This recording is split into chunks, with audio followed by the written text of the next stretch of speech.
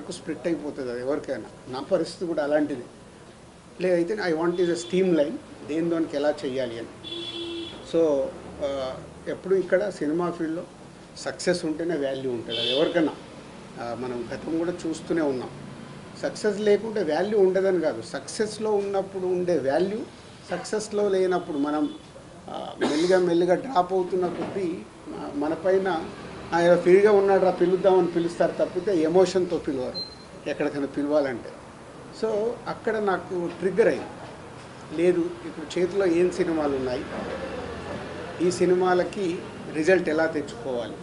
అలాంటి టైంలోనే శంకర్ గారి ఇండియన్ 2 రిలీజ్ అవ్వడం, ఇండియన్ 2 రిలీజ్ అయ్యి రిజల్ట్ మనందరికి తెలిసిందే.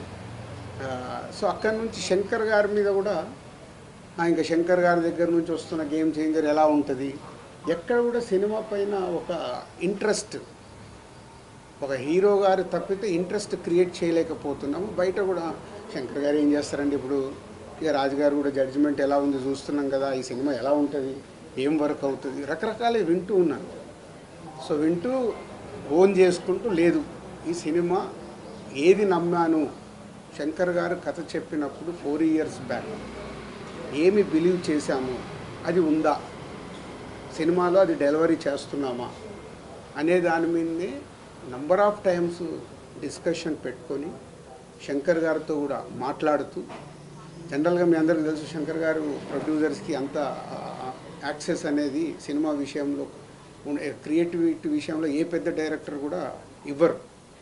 సో బట్ నేను అప్రోచ్ అవుతూ ఎప్పటికప్పుడు, సార్ మీరు చెప్పిన కథ ఇది, మళ్ళీ మీరు చెక్ చేసుకుంటూ ఉండండి, ఈ సినిమా రిజల్ట్ మీకు నాకు చాలా ముఖ్యం, హీరో గారికి ఎలాగో ముఖ్యం, RRR తర్వాత వస్తుంది కాబట్టి ఆయనకు ముఖ్యమే. సో వెరీ ఇంపార్టెంట్ ఫిలిం అని వర్క్ చేస్తూ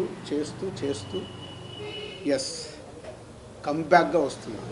నేను ఇప్పుడు ఓన్ చేసుకుంటున్నాను, yes it's a comeback film for me after long time.